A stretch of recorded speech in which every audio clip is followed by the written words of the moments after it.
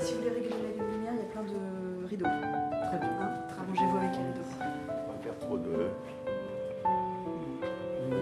Donc c'est votre place ici. Je peux m'installer là, oui, c'est Ici, bien. il serait face à la lumière, je sais pas ce que tu penses. Hein? Très bien, donc Je m'installe là, d'accord.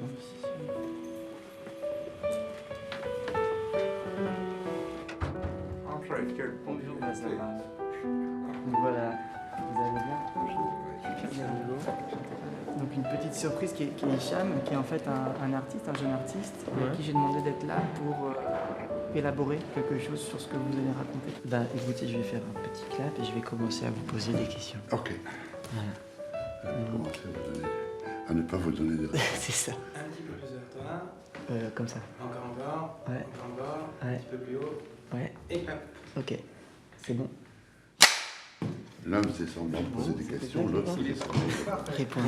C'est ça. Je vous contacte, vous avez un peu raconté ça, Stéphane, dans un double cadre, dans le cadre d'une thèse. Que je commence et j'aimerais que vous me parliez, selon vous, qu'est-ce que l'acte de création, ou de quoi procède la pensée créative?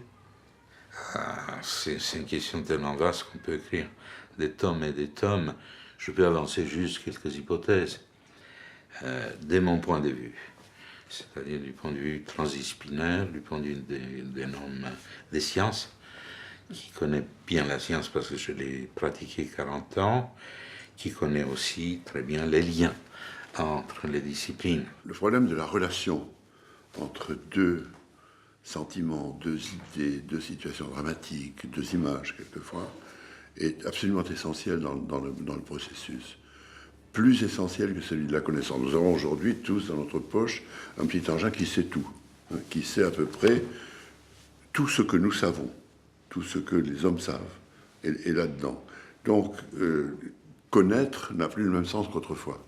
En revanche, établir entre les divers éléments de cette connaissance, qui sont des milliards de milliards même à un sens, établir des relations originales, pointues, qui n'ont jamais existé auparavant, et qui vont donner naissance à une petite étincelle qui sera un moment de vie, une scène, un événement, une action, quelque chose qu'on n'a jamais eu auparavant. C'est peut-être de là que naît le processus. L'acte de création peut assembler des éléments séparés et leur donner une forme nouvelle. Par exemple, je parlais du requiem, vous prenez des notes qui existent dans la culture, qui sont codées, mais c'est la façon d'assembler ces notes qui va être l'acte créateur de la musique. Moi, l'image que j'ai, c'est plutôt l'image du puzzle, en fait. C'est-à-dire qu'on a plein de petites pièces qui s'essayent, qui s'assemblent dans son essence, et quand tout d'un coup, il y a un grand ensemble de pièces qui se font un grand ensemble cohérent, c'est cette cohérence-là qui ressort et qui devient consciente. Donc c'est pas tellement... Enfin, on peut appeler ça beau, mais c'est la beauté de la cohérence de l'ensemble qui fait que ça... C'est le sentiment d'harmonie, enfin de... Ouais, que tout prend sens, tout entre en place, en fait. On a souvent des fois ce moment-là comme ça. Je sais qu'il y a des moments forts dont je me souviens, où j'étais assis devant mon ordinateur en train d'écrire, et où il y a une sorte de flash qui s'est fait, des choses qui ont pris place, et où j'étais très très ému de réaliser ces choses-là et de voir des choses que j'avais pas vues avant alors que je les avais sous les yeux. Et tout d'un coup, le réel fait sens, et tout ce qu'on connaît fait sens, effectivement. C'est un sentiment un peu de puissance, un peu c'est assez heureux aussi, d'excitation. Tout d'un coup, voilà, on a le sentiment qu'on peut faire quelque chose, en fait. Henri Poincaré a eu plusieurs expériences de ce genre. Elles sont reproduites dans le livre d'Adamar, mais il y a aussi des conférences qu'il a données, qui sont publiées dans ses œuvres complètes. Un grand monsieur, un grand mathématicien, parmi les plus grands aussi français, et enfin du monde entier, et qui a eu... Bon, et c'est découvert des groupes, enfin c'est une notion mathématique, la notion des groupes fuchsiens, c'est quelque chose d'extrêmement complexe, analysé du point de vue mathématique. Il cherchait pendant des années, il ne trouvait rien. Il avait l'intuition qu'il y a quelque chose là, dans ces groupes fuchsiens. Bon, il a dit, oh, j'abandonne tout. Il est parti pour se promener, une excursion qu'il a fait à Caen. Et il décrit comment, en mettant les pieds sur la marche de l'autobus, il est ramené de cette excursion, la solution est venue. Entière, complète, pas la démonstration, le résultat. C'est vrai que ce jour-là, devant l'ordinateur, j'ai ressenti cette émotion et je m'en souviens. Mais c'est un grand voyage qui arrive là. Bon, c'est toute une carrière de chercheur, hein, je dirais, où il y a une phase d'accumulation, où on voit les choses, on les classe, on les range. Mon premier travail en ce sens, avec Jacques Tati ou Pierre Etex, était de nous asseoir à la terrasse d'un bistrot et de regarder passer la foule. Mais pas n'importe comment. De la regarder en nous demandant si le petit chien de la dame qui arrive là-bas va pisser dans le sac du monsieur qui est là. Qu'est-ce qui peut arriver entre deux éléments de cet énorme cadeau que la vie nous donne, sans arrêt. C'est pour ça qu'ici, des fois, il y a un petit côté sciences naturelles, cabinet de curiosité, parce que j'aime bien regarder, collecter des choses, puis je les collecte, puis ça fait un grand tas d'observations dans lesquelles il ne se passe rien. Et puis tout d'un coup... toutes ces observations-là, elles vont se mettre ensemble, elles vont s'associer ensemble pour prendre sens.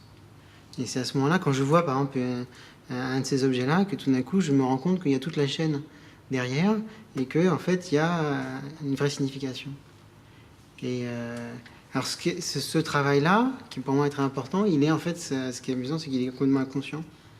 C'est-à-dire que ça se fait dans l'arrière du cerveau. Il y a juste un moment où tout d'un coup, ça devient excitant. Et on se dit, ah oui, c'est ça qui est bien, mais en fait, tout le reste, hein, qui est une vraie réflexion, en fait, n'apparaît pas du tout. Pour ça, sur le coup, on est incapable de dire pourquoi. Il arrive de temps en temps, ça m'est arrivé, ça arrive 3 ou 4 fois dans une vie et ça dure 15 secondes, que l'inconscient du personnage, tout à coup, se manifeste.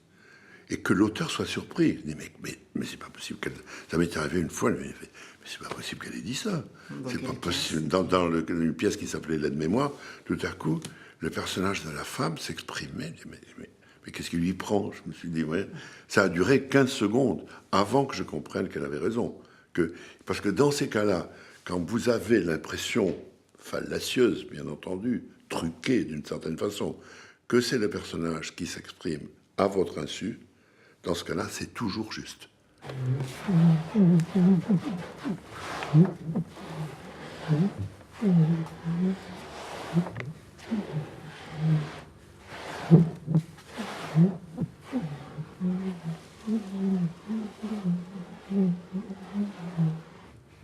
Mon exemple d'intuition que j'ai, c'est aussi dans le chant des dunes, donc, c'était, on cherchait vraiment à comprendre pourquoi certaines dunes chantent et pas d'autres. Parce qu'il y en a quelques-unes, donc le sable a fait ça, et j'essayais de comprendre pourquoi est-ce que le sable, normalement, ça fait pas ça, et ces dunes-là chantent et pas d'autres. Surtout qu'on avait ramené le sable et qu'il s'usait ici, il arrêtait de chanter. Et donc, je me suis dit, mais il y a vraiment, c'est vraiment quelque chose qui me préoccupait, mais effectivement, après, inconsciemment. Et un matin, je me suis réveillé, et je me suis dit, ah mais oui, mais c'est les lacs de sel. Il faut faire tremper le sable dans de l'eau salée. Il faut lui faire un bain de sel. Et là, pareil, mon collègue me dit, mais pourquoi tu dis ça? Je sais pas. Et là, j'ai vraiment réfléchi et je me suis rendu compte que j'avais fait le lien. C'est-à-dire que j'avais fait le lien, je me dis, si le sable ici, il chante pas, c'est parce qu'il n'est pas dans son environnement habituel. Quel est l'environnement habituel du sable? Et qu'est-ce qu'il y a de particulier dans ces dunes? Et ces dunes, ce qu'elles ont de particulier, c'est qu'effectivement, elles sont souvent au bord de déserts, près de la mer, ou au bord d'un lac de sel. C'est quelque chose qui se produit au moment où on se réveille, où on est encore un peu dans le sommeil et pas encore tout à fait dans l'éveil. Il y a comme ça 20-30 secondes là où il faut saisir comme un trésor ce qui se passe à ce moment-là. Donc après, en fait, c'est ça que donc, je disais, côté sciences naturelles ou bricoleur, c'est qu'on ramasse plein d'observations, d'objets, on les met dans un coin, voilà, ça fait un gros tas, et puis ça se trouve, après, on va se dire, ah oui, mais en fait, mon problème que je pensais, c'est exactement comme... Parce que ta démarche de recherche se base beaucoup sur l'observation au départ aussi de l'environnement. Oui, tout à Par fait. rapport à des gens qui vont peut-être commencer à théoriser. Par le concept, ou à exactement. le concept. Moi, je pars d'une observation. Et après, tu C'est ça. conceptualises. Enfin, tu cherches un concept derrière. Ouais.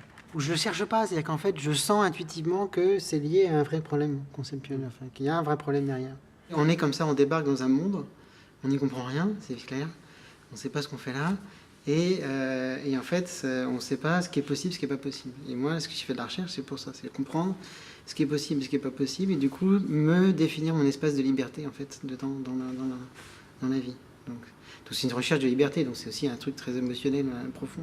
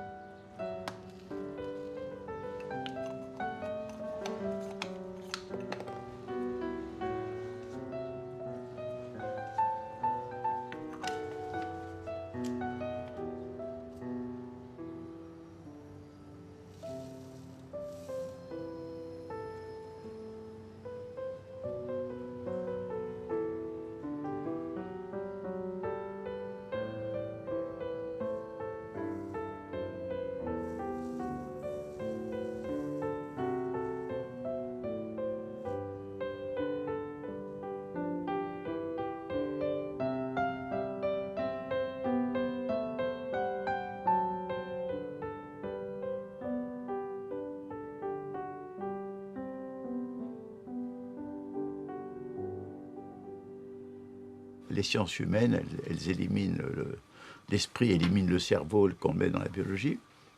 Alors donc c'est une disjonction, ou bien c'est la réduction. On réduit tout ce qui est humain à des choses qui existent déjà dans le monde animal. Le côté social, il y a les fourmis, l'entraide existe chez des singes, etc.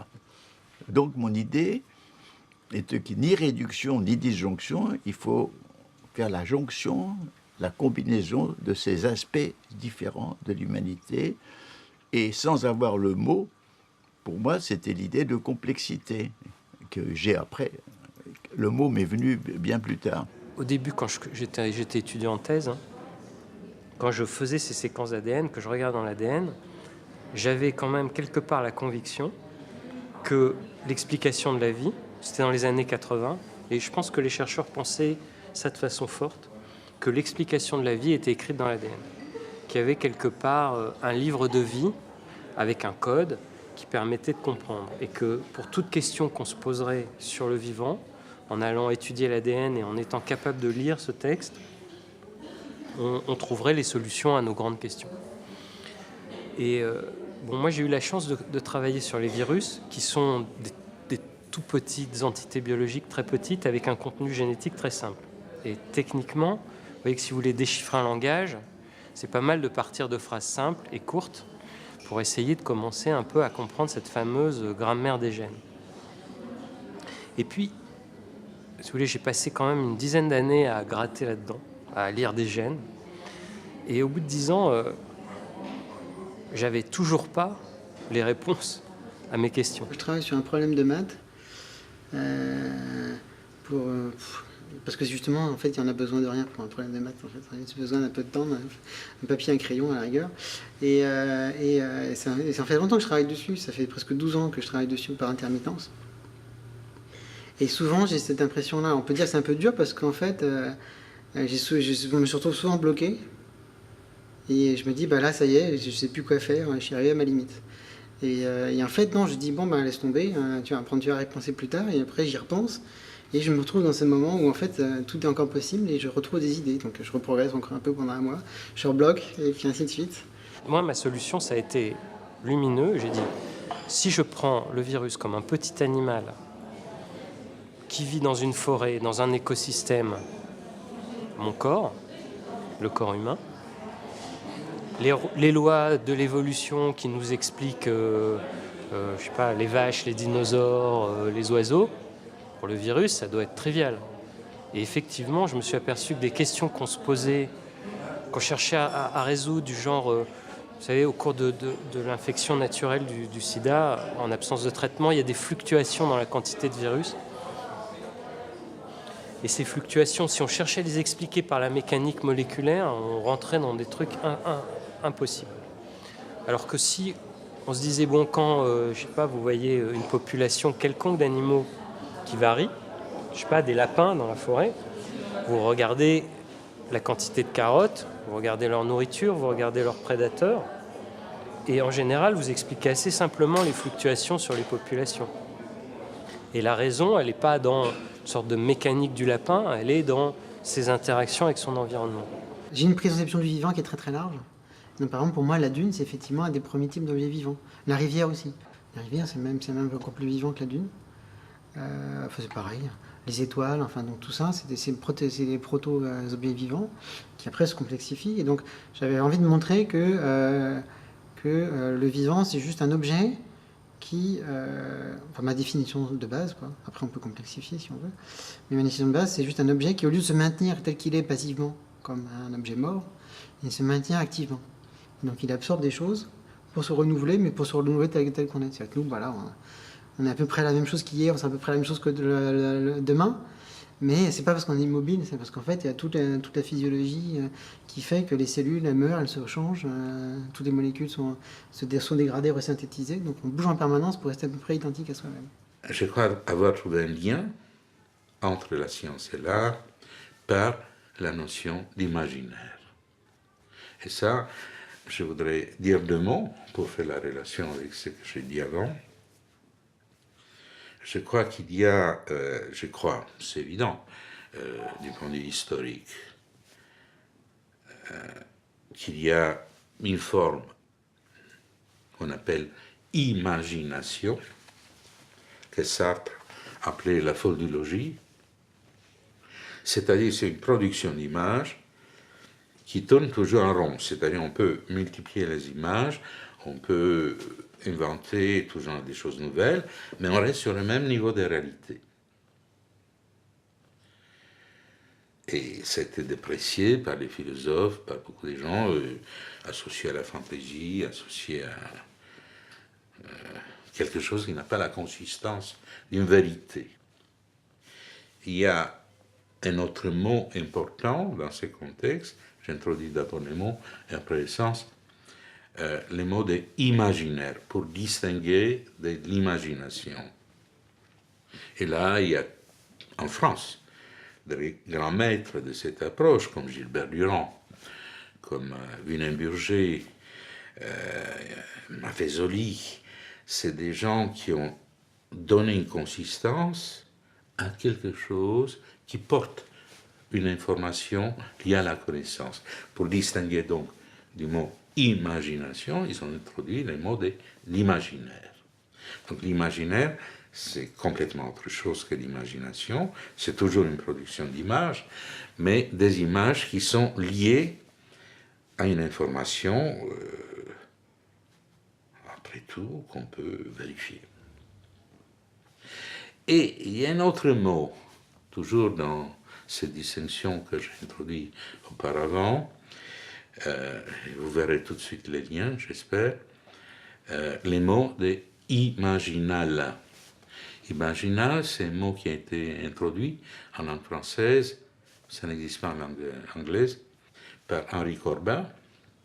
Il a étudié les soufismes iraniens et à partir du soufisme iranien, introduit cette notion de production d'images, mais pas des productions d'images n'importe quoi, n'importe comment, comme un lieu de toutes les images possibles.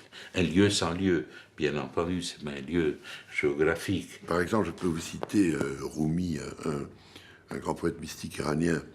Ça commence comme ça. Écoute le gémissement de la flûte qui se sépare du roseau.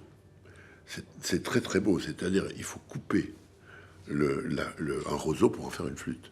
Donc il faut le séparer de son milieu, de sa famille, de toutes ses habitudes. Il faut qu'il souffre, il faut qu'il soit déchiré, percé de trous pour qu'il devienne, et il souffre, pour qu'il devienne une flûte. C'est une image magnifique.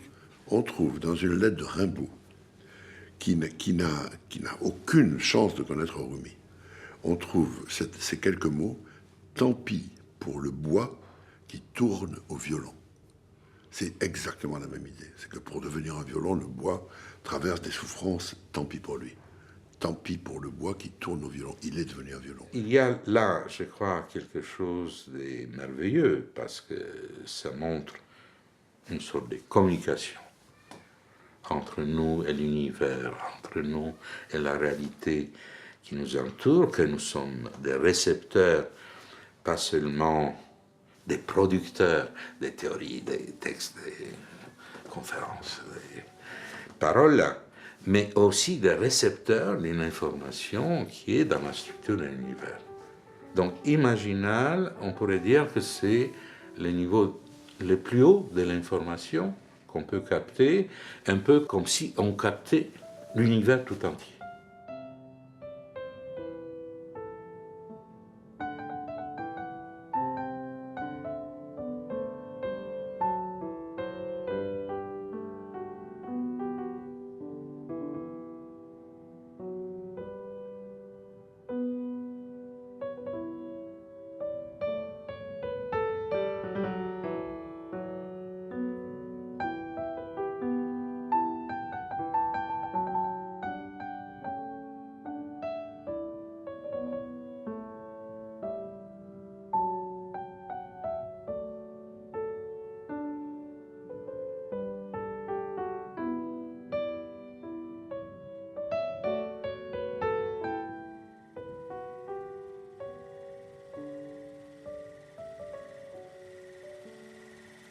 J'ai fait des études de médecine et des études de biologie en parallèle. Je tiens à le mentionner parce que le fait de fréquenter deux mondes comme ça permet de garder le monde des médecins, qui est très particulier, et le monde des biologistes universitaires, permet de garder du recul par rapport aux deux mondes, d'avoir plusieurs regards. Et je pense que ce recul, ça m'a toujours été très utile. M'a permis de jamais m'associer trop fortement à un groupe. On peut ouvrir comme ça au pur hasard et lire, c'est vraiment au pur hasard, hein, et voilà, lire un des théorèmes. Et voilà, c'est sur le niveau de réalité. La vallée de l'étonnement, l'abîme entre deux niveaux de réalité. La nouvelle renaissance, émergence de la réalité incarnée de plusieurs niveaux de réalité. Bon, je crois que les choses sont claires. L'histoire d'un homme très riche dans un pays indéterminé qui monte au sommet d'une colline avec son fils. Et il lui montre le paysage et lui dit: regarde, un jour tout cela sera à toi. Et dans le même pays, un homme très pauvre monte au sommet de la même colline avec son fils et lui dit simplement: regarde. Deux révolutions scientifiques ont commencé. L'une avec, dans le monde physique, pas seulement avec la microphysique, mais avec aujourd'hui la cosmophysique, c'est-à-dire l'histoire du cosmos. Il n'y a plus ce déterminisme mécaniste. On sent qu'il y a un mélange, un cocktail d'ordre, de désordre, d'organisation, une sorte de chaos organisateur, et on ne sait pas où va le monde.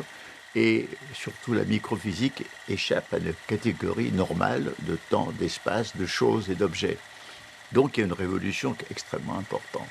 L'univers nous dépasse de tous les côtés. C'est une des grandes leçons de l'aventure de l'esprit au XXe siècle, c'est que l'esprit a dû admettre qu'il y a des choses qu'il ne comprend pas et qu'il ne peut pas formuler, même en employant le langage mathématique le plus subtil et le plus inventé, même quelquefois. Il a fallu inventer des notions mathématiques pour expliquer tel ou tel phénomène qui, de toute manière, nous échappe.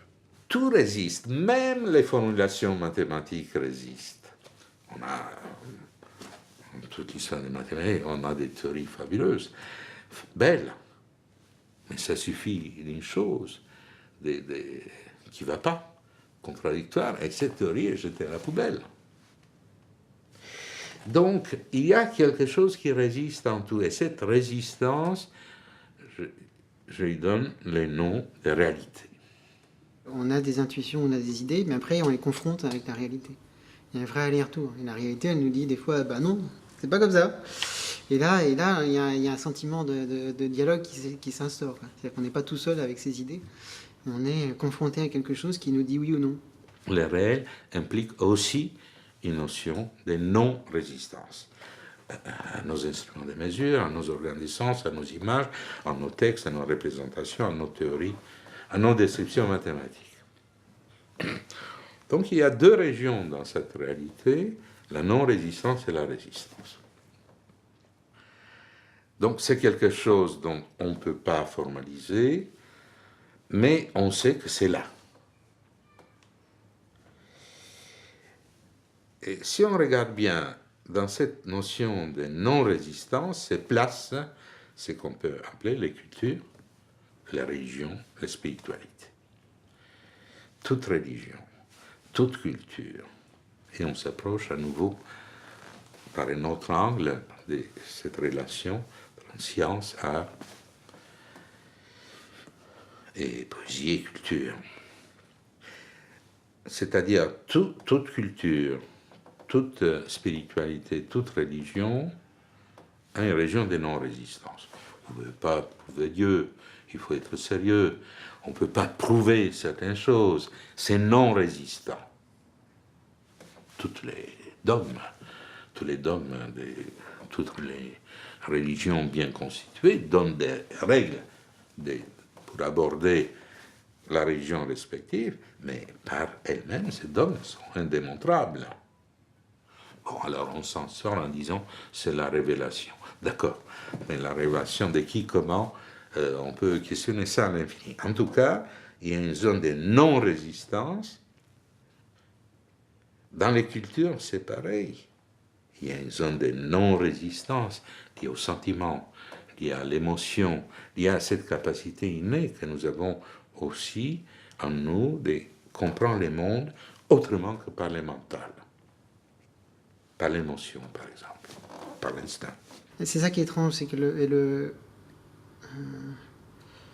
même la compréhension de ce qui se passe, ça reste quand même je pense que c'est pas lié à notre cerveau, hein, il est quand même relativement limité. Et donc quand on comprend des phénomènes, on comprend comment ils agissent l'un sur l'autre, ça revient à... on a toujours une manière intérieure, personnelle de le vivre, comme effectivement un mouvement, une pression, quelque chose. Donc c'est toujours lié aussi à une émotion, quelque part. La science classique pensait éliminer la philosophie en disant c'est des questions qu'on ne doit pas se poser, on étudie les phénomènes, on essaie de comprendre les coups. Mais aujourd'hui, les sciences les plus avancées arrivent à des questions philosophiques fondamentales. Quand vous avez la microphysique, vous dites mais qu'est-ce que c'est que la réalité ? Si cette table, en fait, est un espace gigantesque où il y a quelques atomes dispersés, où est la réalité ? Avec le cosmos, on dit que ça a commencé avec le Big Bang. Et avant le Big Bang, qu'est-ce que c'était ? C'était le vide. Mais en même temps, c'était des énergies infinies. Donc, vous arrivez à des contradictions logiques. C'est-à-dire que non seulement les sciences arrivent à des problèmes philosophiques, mais des problèmes logiques incroyables. Je sais qu'à cette époque, la philosophie, j'étais dans le moule des biologistes, et la philosophie, je ne voyais pas l'intérêt ni à quoi ça servirait.